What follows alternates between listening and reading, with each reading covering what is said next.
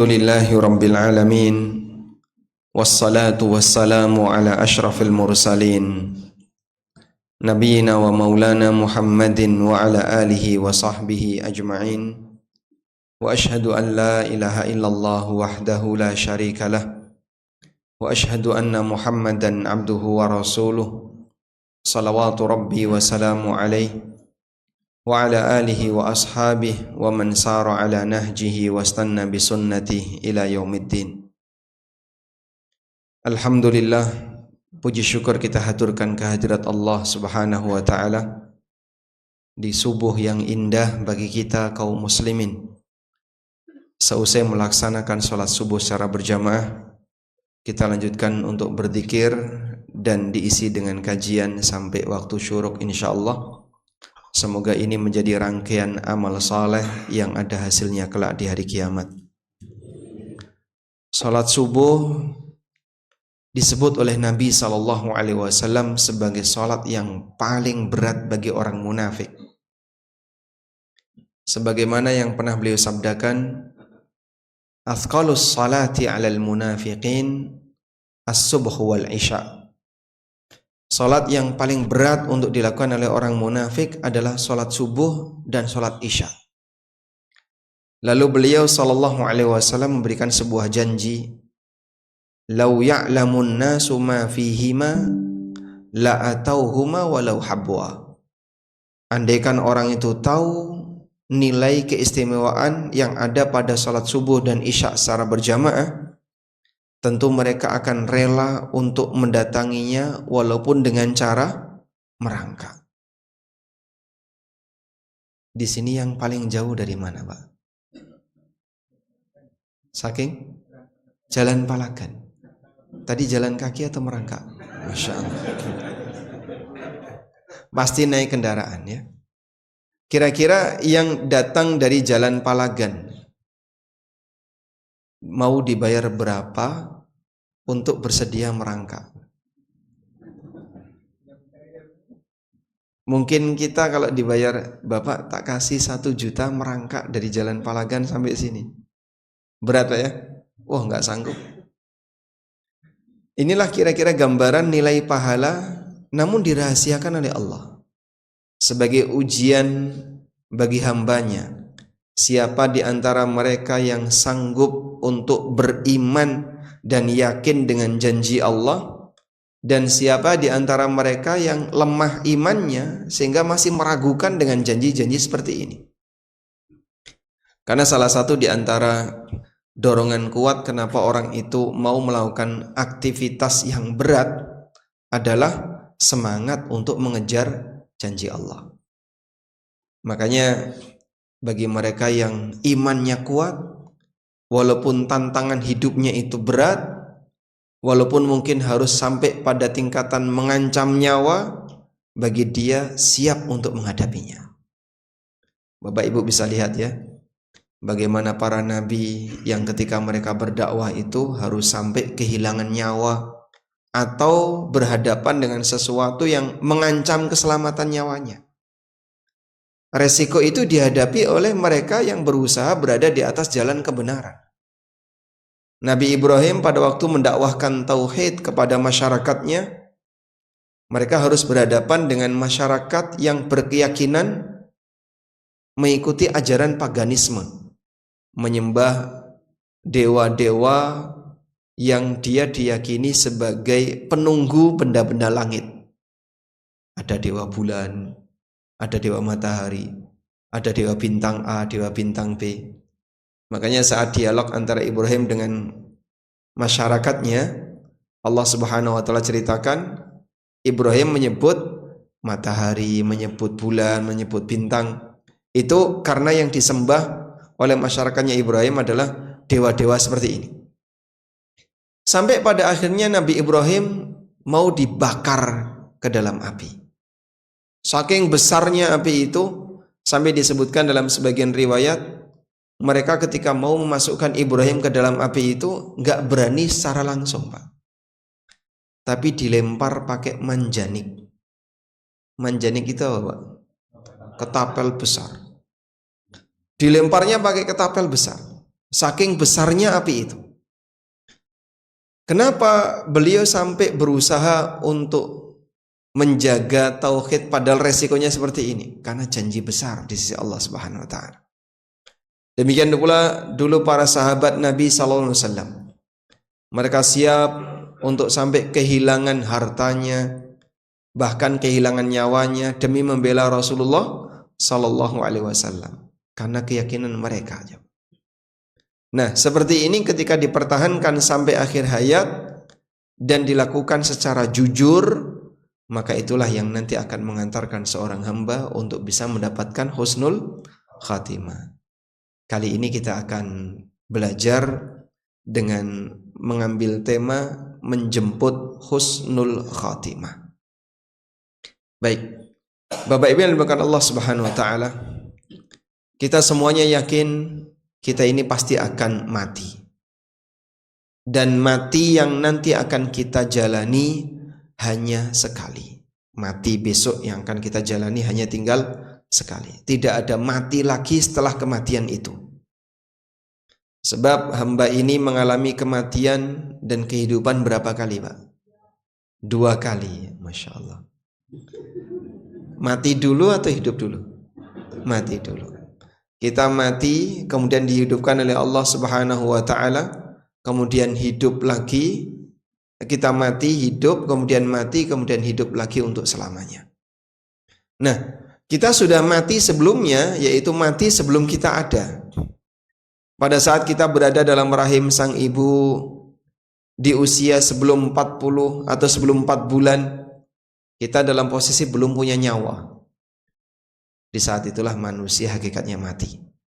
Fa ahyakum, kemudian Allah hidupkan kalian. Tsumma yumitukum, tsumma yuhyikum, kemudian Allah matikan kalian, lalu Allah Subhanahu wa taala hidupkan kembali kalian. Dan nanti akan ada kehidupan yang kedua yang tidak ada ujungnya. Baik. Karena mati ini tinggal sekali, maka pastikan dalam kondisi yang paling benar. Pastikan dalam kondisi yang paling tepat, pastikan dalam kondisi yang terbaik, sebab tidak mungkin bisa diulang.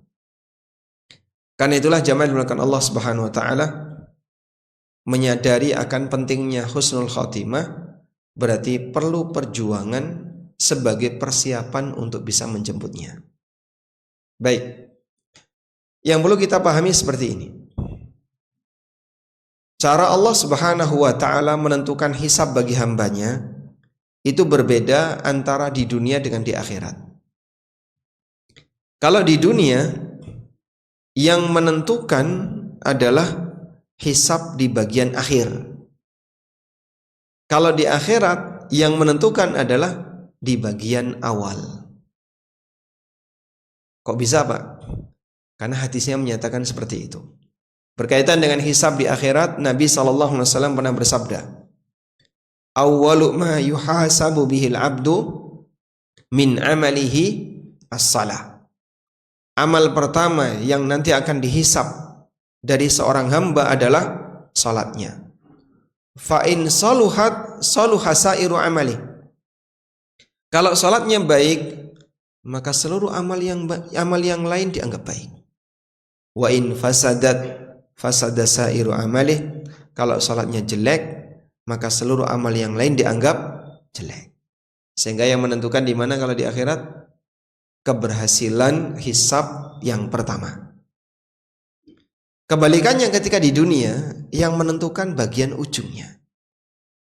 Kalau ujungnya baik, semua yang dia lakukan di masa silam dianggap baik. Sebaliknya ketika ujungnya buruk, semua kebaikan di masa silam tidak dinilai, bahkan bisa jadi hilang harganya. Karena itu Nabi SAW pernah mengatakan, innamal a'malu bil khawatim. Sesungguhnya amal itu dilihat dari ujungnya. Hadis riwayat Bukhari. Makanya perjuangan kita untuk jadi orang baik sampai kapan, Bapak Ibu?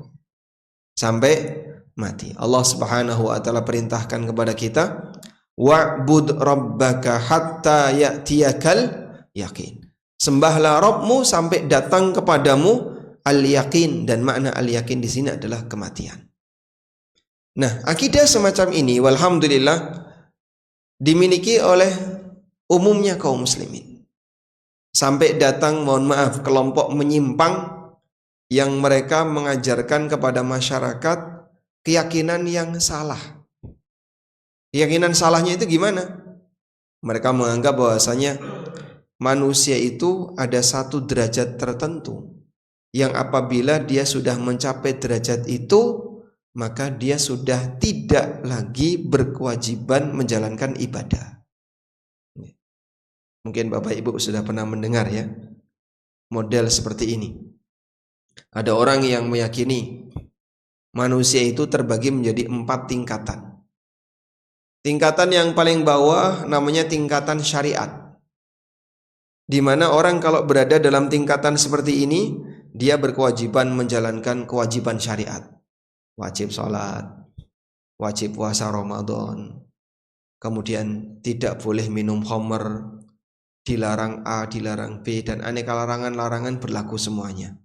Karena dia berada di tingkatan syariat. Kemudian naik lagi. Orang kalau sudah menjalankan tingkatan syariat, maka dia bisa naik ke tingkatan thariqat. Nah, tingkatan ini bisa dicapai ketika seseorang itu menjalani yang namanya suluk. Suluk itu apa, Pak? Mereka sebut sebagai riyadhah dalam ibadah.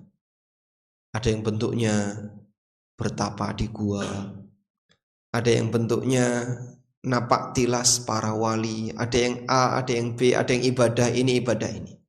Suluknya itu bermacam-macam. Ada yang dzikir sambil goyang-goyang gak karuan.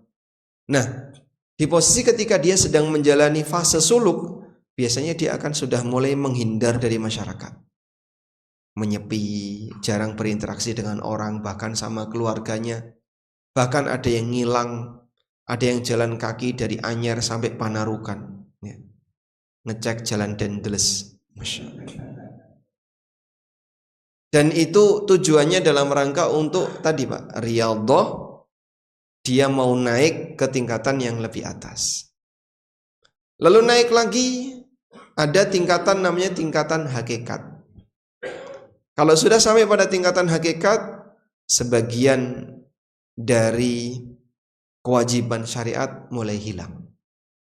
Dan biasanya orang ini sudah punya tata cara ibadah tersendiri, khusus yang berbeda dengan orang yang lain.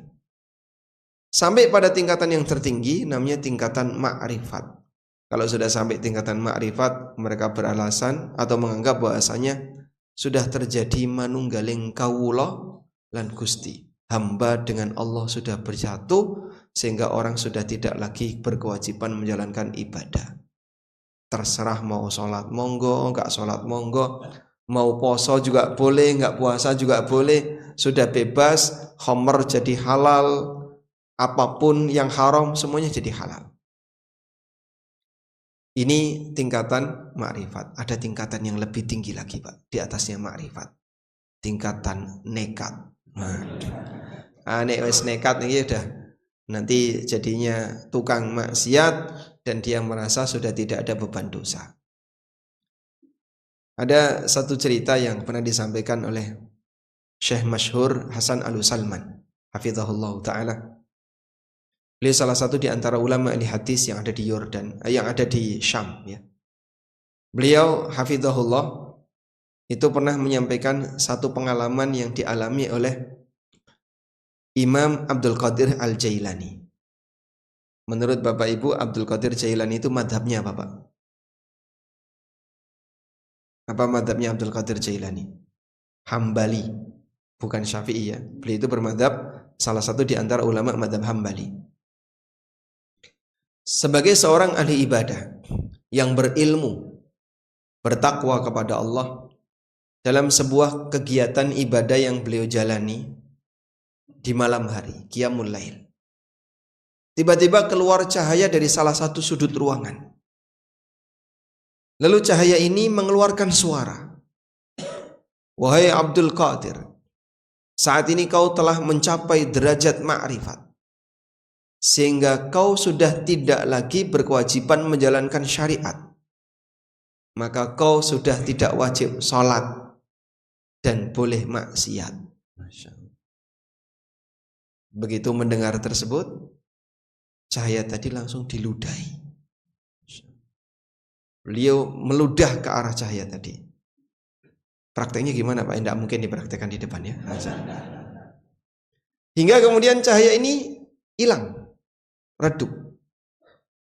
Lalu keluarlah suara, wahai Abdul Qadir, engkau telah diselamatkan oleh ilmumu, padahal aku telah menyesatkan sekian puluh ahli ibadah dengan cara seperti ini.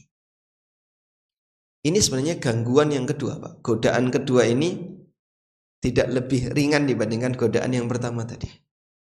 Abdul Qadir dikatakan oleh setan, kau telah diselamatkan oleh ilmumu. Tujuannya apa ini? Agar ujub. Wow, memang aku adalah orang yang berilmu, orang yang hebat, top markotop ya. Sampai setan saja mengakui.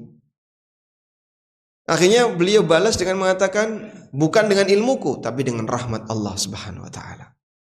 Nah, seperti itulah aneka celah yang bisa saja disampaikan oleh setan untuk mengganggu hamba Allah, mengganggu manusia, sehingga ketika tidak bisa digoda dengan A, dia cari digoda dengan celah B dan seterusnya.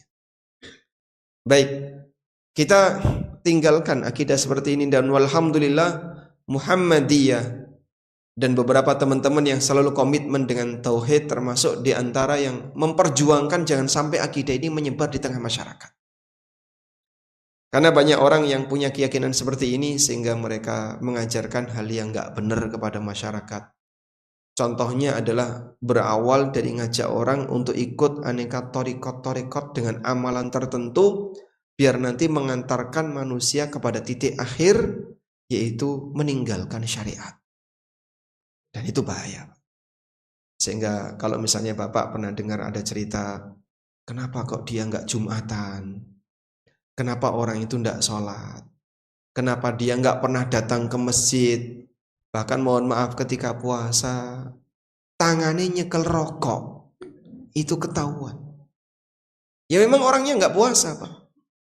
Ketika ditanya alasannya, awakmu durung sampai makom koyong ini ki. Kau belum sampai pada tingkatan seperti ini. Loh, terus caranya gimana itu? Ngajimu kurang adoh. Masya Allah. Lah model-model seperti itu.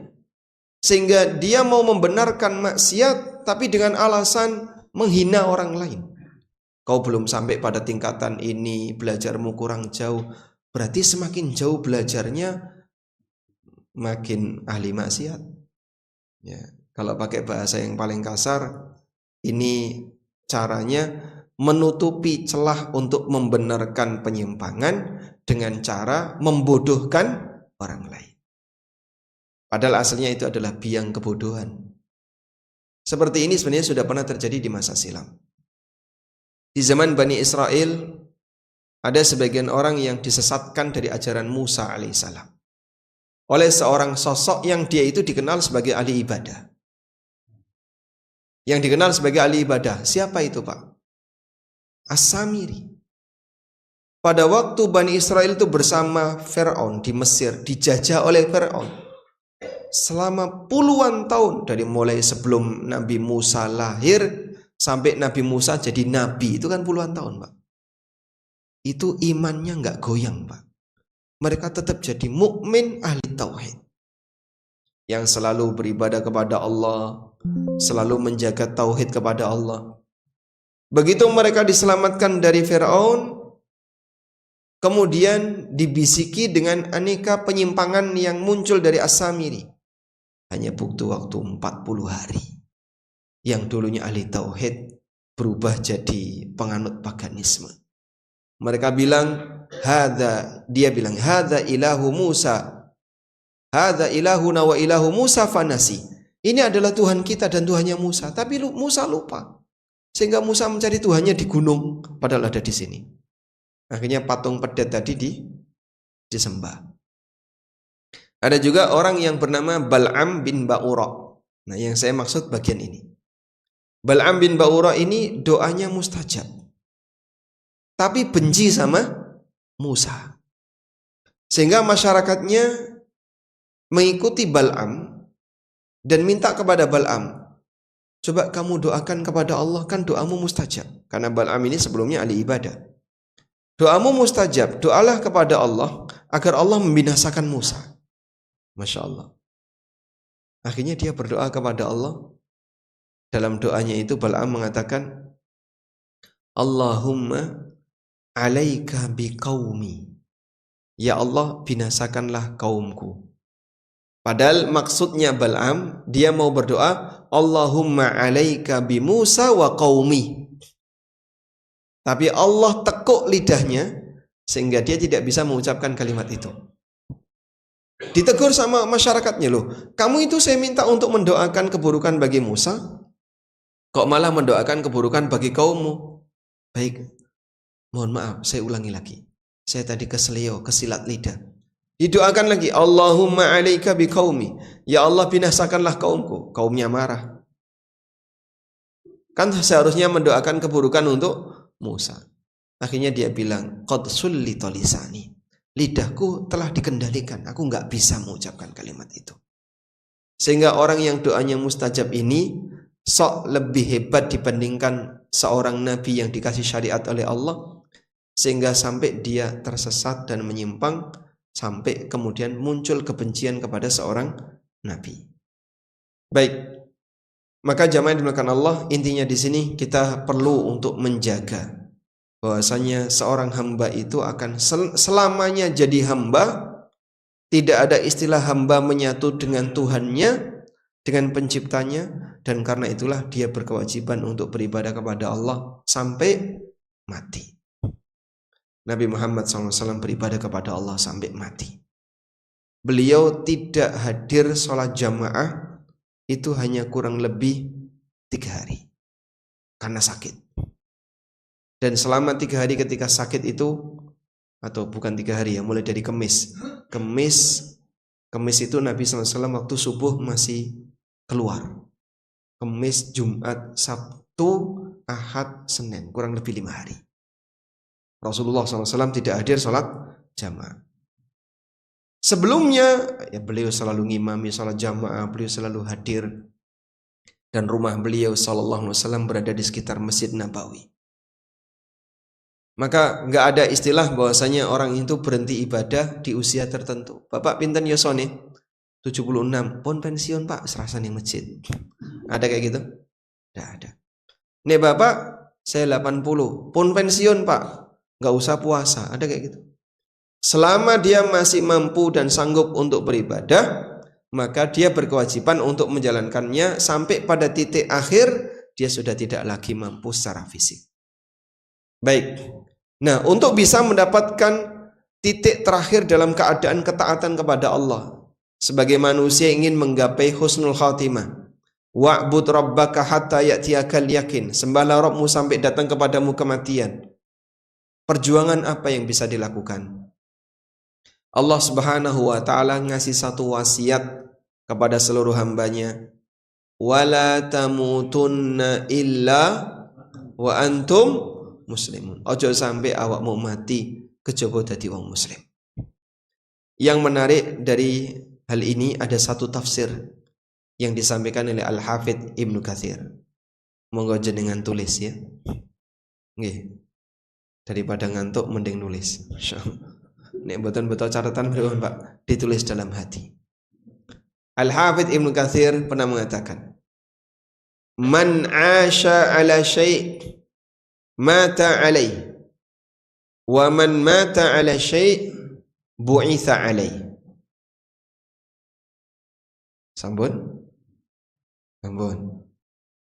Pun ditulis Pak. Nunggu terjemahannya. Baik.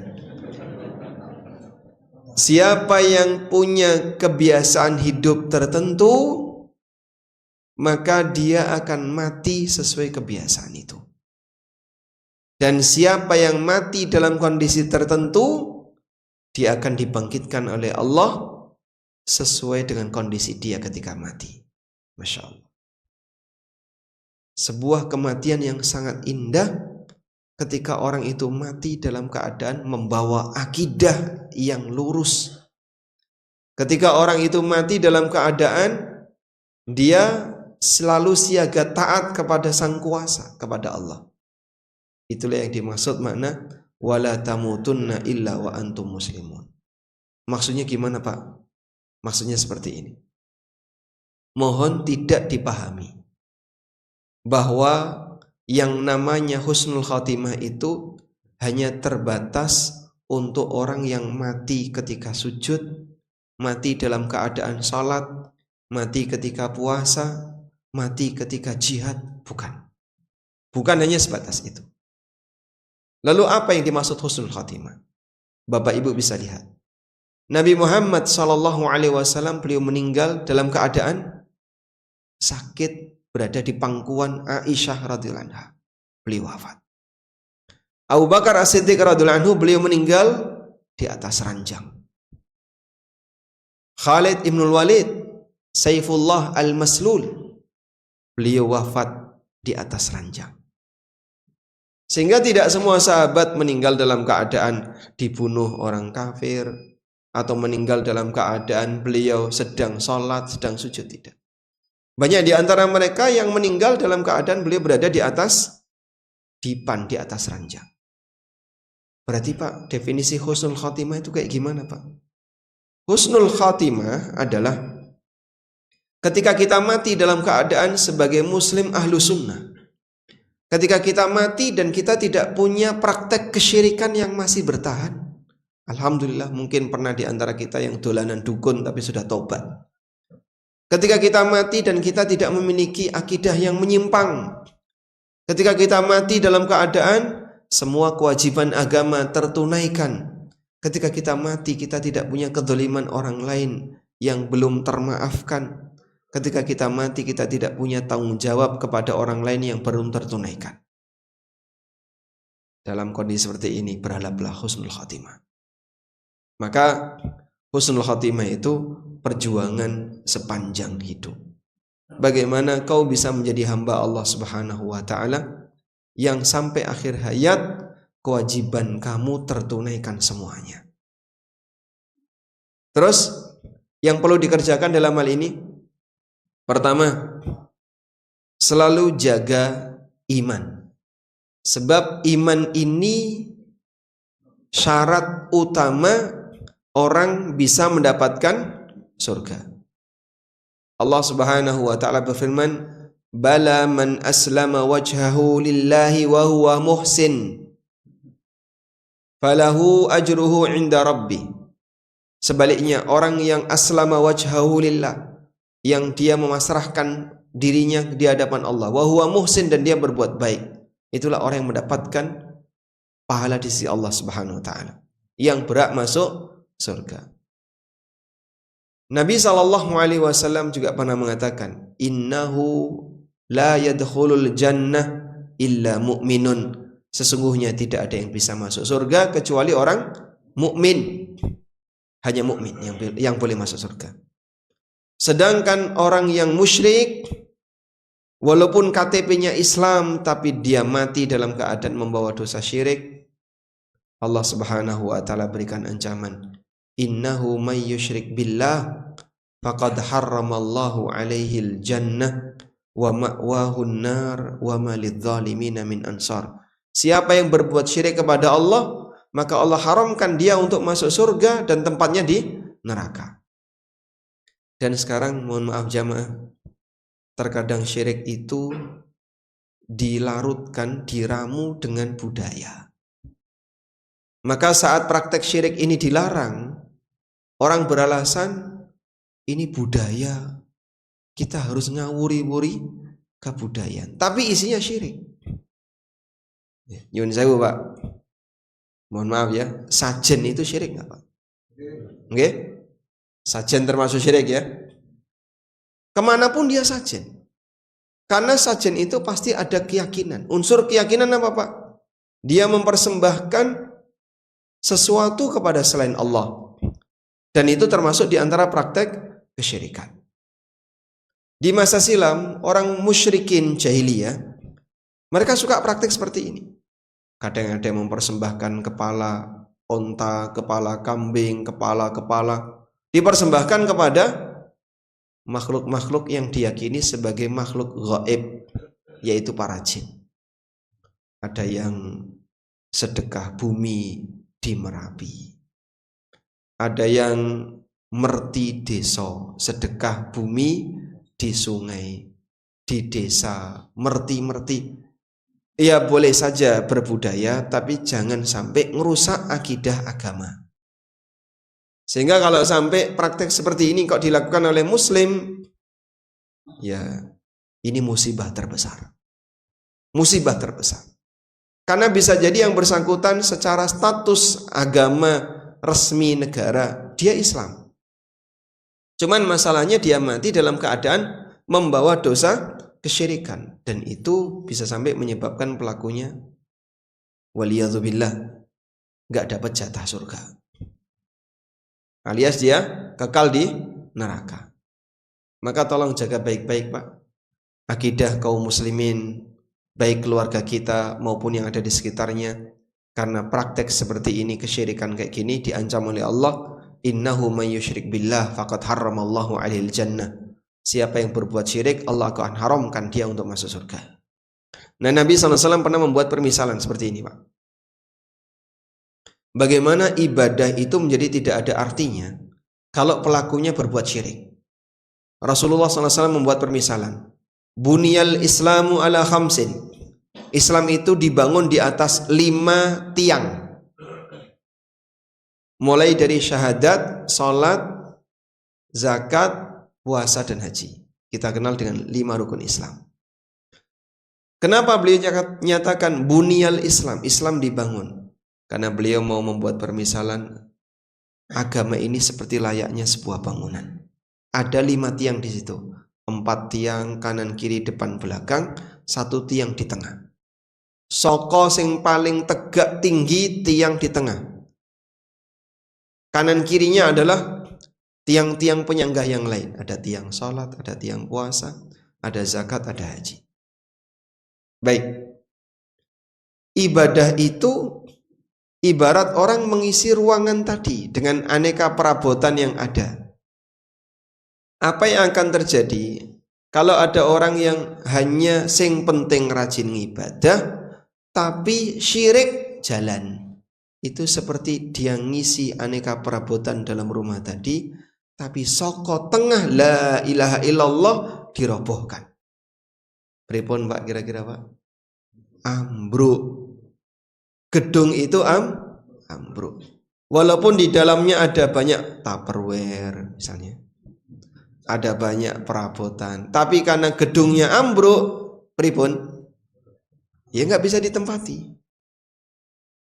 Maka seperti itulah orang yang menghancurkan agama dirinya sendiri dengan cara berbuat syirik kepada Allah, apapun alasannya.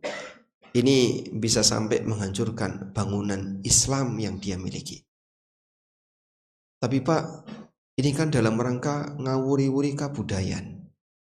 Loh, dari dulu orang musyrikin ketika diingatkan oleh para nabi, alasannya ini budaya. Al-Quran menyebutkan itu. Wa idza qila lahum ittabi'u ma anzalallah qalu bal nattabi'u ma alfaina alaihi aba'ana. Ketika mereka diperintahkan, ayo ikuti ajaran Allah, apa yang diturunkan oleh Allah, apa mereka bilang? Kami sudah mengikuti apa yang kami jumpai dari ajaran aba'ana. Aba itu apa artinya Pak? Leluhur kami. Leluhur kami seperti ini. Di ayat yang lain Allah mengatakan, inna wajadna aba'ana ala ummatin wa inna ala atharihim muqtadun. Kami jumpai para leluhur kami, mereka memiliki ajaran agama seperti ini dan kami mengikuti mereka. Leluhur, ajaran leluhur yang diabadikan, orang nyebutnya apa? Budaya. Jadi dulu ajaran para nabi yang mengajak masyarakat untuk meninggalkan praktek syirik itu selalu dilawan dengan yang namanya Ini sudah menjadi ajaran leluhur. Loh Pak, itu kan sebenarnya kita berbagi Pak. Berbagi apa toh Mas? Sehingga dari hasil alam, hasil ternak, kita kembalikan sebagian ke alam. Terus caranya yaitu ditanam. Ditanam kembali ke alam. Kalau memang tujuannya seperti itu, terus kenapa ada ritual-ritualnya? Apa cuman yang penting pokoknya mendem kepala kerbau atau mendem kepala kambing selesai? Tidak. Ada ritual yang lain. Yang mimpin ritual itu doa-doa, dzikir-dzikir, memohon sesuatu, berkomunikasi. Setelah itu baru selesai ritual. Sehingga tidak hanya sebatas yang penting mengubur kepala kerbau atau kepala kambing atau kepala, bukan yang penting itu. Tapi ada praktek ritual-ritual yang mereka jalani. Artinya memakamkan atau menguburkan kepala-kepala tadi diiringi dengan keyakinan dan ideologi tertentu. Dan itulah bentuk persembahan kepada selain Allah. Makanya mereka yang tidak punya ideologi seperti ini, bagi mereka ya ini nggak logis. Apa hubungannya mengembalikan ke alam, kemudian ngelarung kepala kerbau misalnya? Iwake ratu yandase. Nggih. Itu untuk pakan ikan, Pak. Pakan ikan ya pelet kudu nih. Kok kepala utuh ditaruh di situ? Ya nanti biar dikerobok ikan. Itu malah jadi sampah tambahan. Belum lagi yang dilarungkan tidak cuma kepala Pak ya. Ada aneka yang tidak dimakan oleh binatang yang ada di laut. Jadi kalau mau pakai alasan logika pasti nggak nyambung. Maka alasannya tinggal satu. Ini adalah peninggalan leluhur. Makanya pakaiannya khusus, tata caranya khusus dan seterusnya. Tolong jaga baik-baik keluarga kita, jangan sampai ikut-ikutan seperti ini. Baik, kemudian yang kedua, jaga semua kewajiban agama. Menjaga kewajiban agama ini sampai titik akhir dari hidup kita, yaitu mati. Seorang hamba ketika dia komitmen menjalankan sholat, komitmen menjalankan puasa, semampu yang bisa dia lakukan, sampai akhir hayat, insya Allah dia jadi muslim yang baik. Seorang sahabat yang ditusuk ketika beliau jadi imam, siapa namanya? Umar bin Khattab radhiyallahu anhu. Yang nusuk Umar namanya siapa Pak? Abu Lu'lu' al-Majusi. Dia menggunakan belati bermata dua. Jadi kanan kirinya itu tajam. Ya. Kalau misalnya, nah ini tisu saya tekuk kayak gini Pak. Nah, seperti ini belati yang dipakai oleh Abu Lu'lu'. Kanan kirinya bermata pisau tajam. Ditusukkan ke Amirul Mukminin melalui belakang. Setelah itu ditusukkan melalui depan. Terus ditarik. Maka perutnya Umar kan sobek.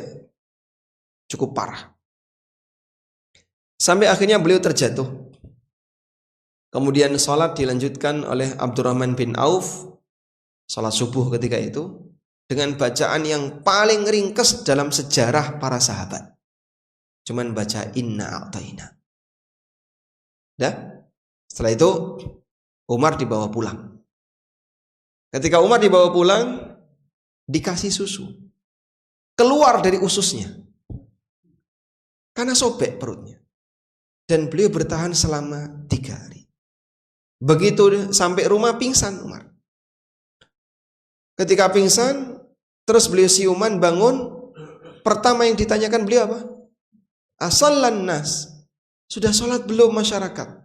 Karena beliau menyadari waktu beliau pingsan, itu dalam keadaan sholat belum selesai.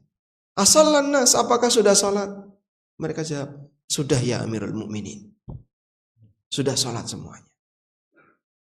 Lalu Umar mengatakan, innahu la hadza fil Islam liman tarakas salah. Nggak ada jatah dalam Islam bagi orang yang meninggalkan sholat. Tidak ada jatah niku tegese pripun, Pak? Bukan muslim. Sehingga kalau sampai meninggalkan sholat, maka yang bersangkutan dianggap telah keluar dari agama. Kan itu dalam hadis yang sahih Nabi SAW pernah memberikan peringatannya tentang wajibnya jaga sholat. Rasulullah SAW pernah mengatakan, al-ahdul ladzi bainana wa bainahum as-salah, faman tarakaha faqad kafar. Perjanjian antara kami dan mereka adalah sholat. Siapa yang meninggalkan sholat, maka dia telah keluar dari agama. Karena itu, dalam kondisi apapun, sholat wajib dikerjakan. Kalau najis, Pak, ya dibersihkan. Nek boten saged sebisanya. Sehingga bisa jadi ada orang yang sholat dalam keadaan najis, misalnya yang sakit. Saya pakai diapers. Tapi ketika masuk waktu sholat, nggak ada orang rano sing ganteni. Mungkin usianya sudah sangat sepuh, sehingga gerak sendiri tidak bisa, ke toilet sendiri tidak bisa. Arep wudu ra iso, tayamum tangannya nggak bisa ngeranggeh tembok, tangannya nggak bisa nyentuh tembok. Terus gimana? Kamu sholat sebisanya. Sampai pun misalnya di ruang ICU, tangan nggak bisa gerak, kaki nggak bisa gerak, semua nggak bisa gerak, mau ngiso ketap ketop. Krungu adzan, masuk waktu sholat. Orang tuh bingung, iki adzan apa? Isya apa maghrib? Padahal duhur. Karena kan dia nggak tahu waktu ya. Tapi akalnya sehat, sehingga masih mengenal adzan. Cuman dia nggak tahu waktu. Ruangan ini ya cahayanya dijaga seperti itu. Siang dan malam sama saja.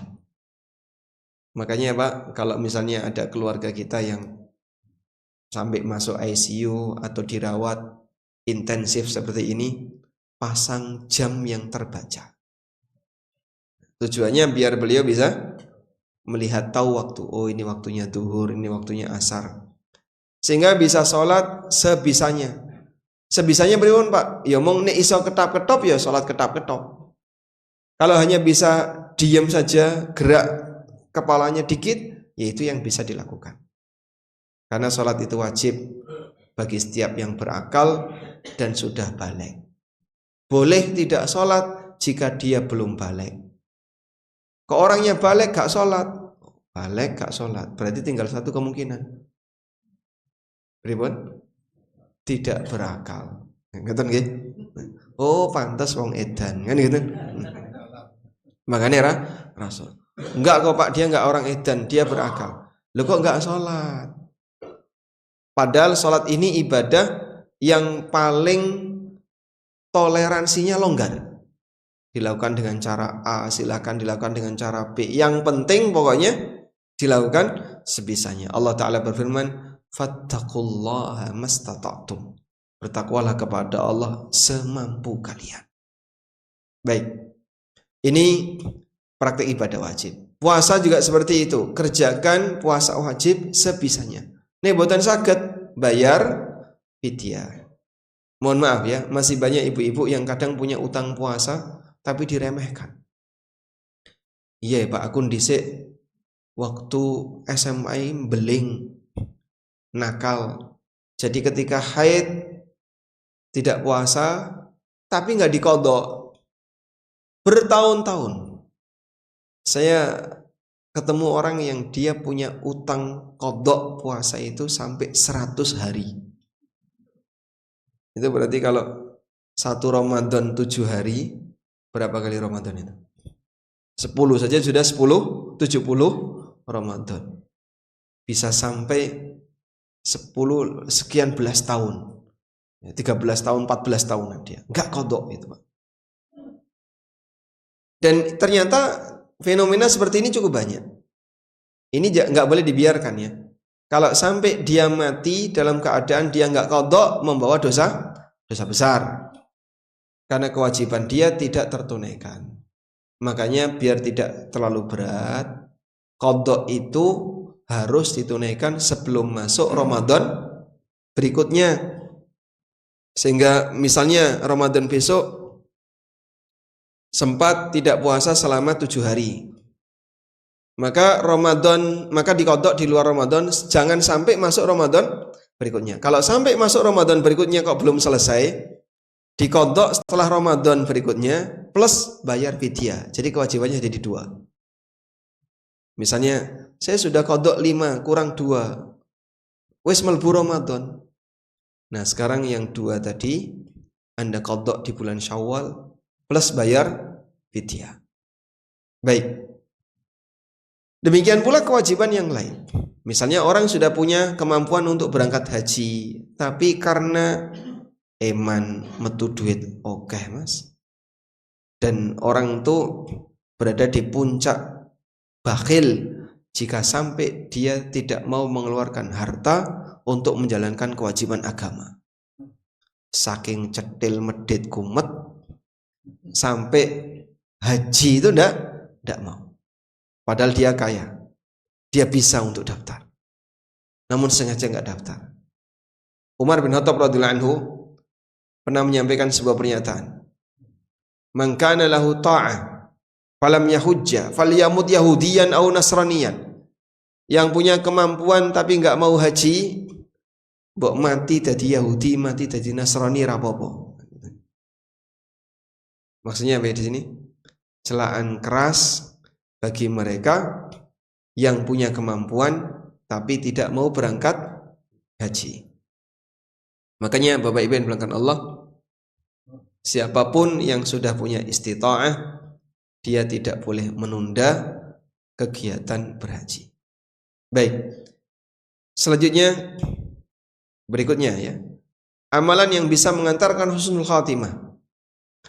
Pastikan sebelum kita wafat, ini penting ya, kita dalam keadaan nol kedzaliman.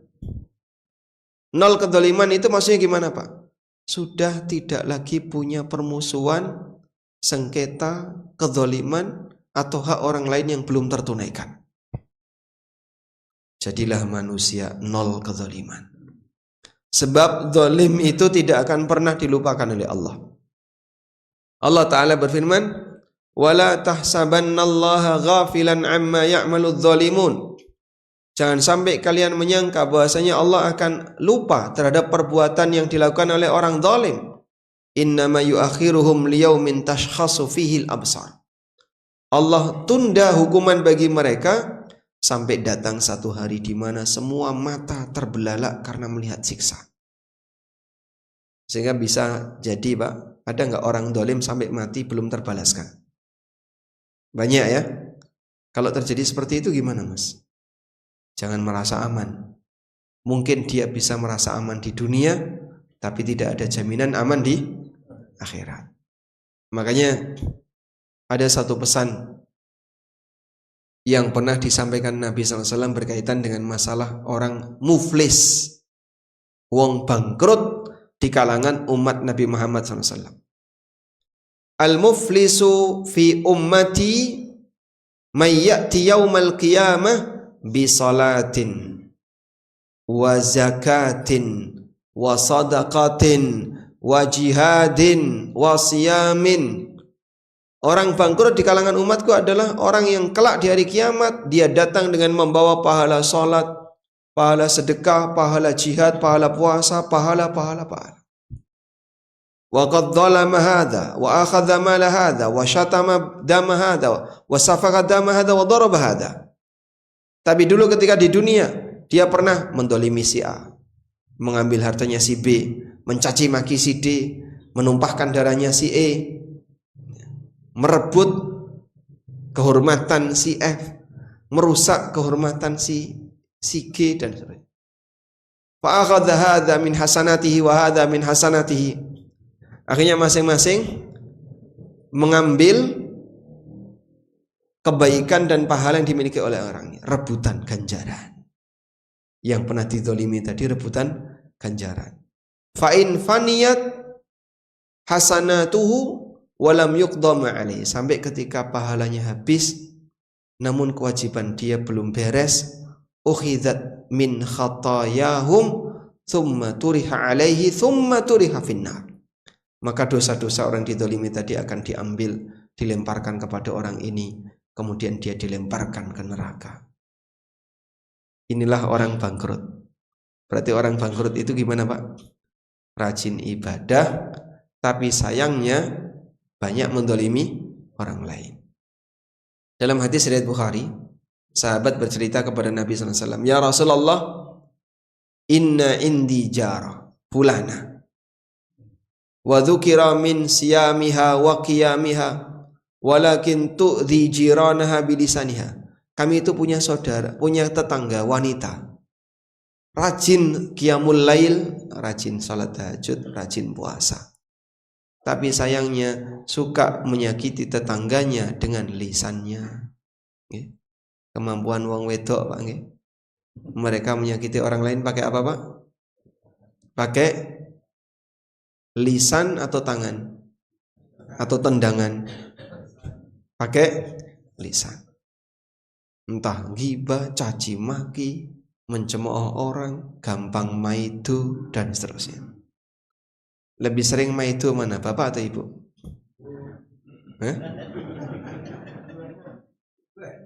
Dua-duanya. Makanya namanya paidi gitu. Gampang maidu. Baik. Nah, ketika dapat laporan seperti ini, kemudian Nabi SAW mengatakan, la khaira fiha, hiya finnar. Wong wedok kaya ngene ra ono nilai apike, nyemplung neraka. Jadi amal ibadah ketaatan yang demikian banyak hilang nilai gara-gara orangnya suka berbuat zalim. Karena itu Bapak bisa catat satu pesan berikut yang disampaikan oleh Imam Asy-Syafi'i. Beliau pernah mengatakan, bi'sazad ilal ma'ad al-udwanu alal ibad. Sejelek-jelek bekal menuju akhirat adalah bermusuhan dengan anggota masyarakat. Sejelek-jelek bekal menuju akhirat adalah bermusuhan dengan anggota masyarakat. Di kampung punya musuh tetangganya, di tempat kerja punya musuh temannya, dimanapun dia berada, ning kene duwe musuh, ning kene duwe musuh, ning kene ora ono sing beres. Nah, orang seperti ini mohon diwaspadai. Bisa jadi itu adalah bekal yang paling buruk bagi dia di hari kiamat. Wallahu a'lam. Pun suruh dereng, Pak. Jam 5.43. Belum. Kurang berapa menit? 48, kurang 5 menit ya. Baik. 5 menit mau dipakai apa, Pak? Makan bersama atau diskusi? Diskusi. Baik. Ada sisa waktu sebelum kita tutup. Barangkali di antara jamaah ada yang mau menyampaikan sesuatu, kami persilahkan. Wassallallahu ala nabiyyina Muhammadin wa ala alihi wasahbihi wasallam. Monggo.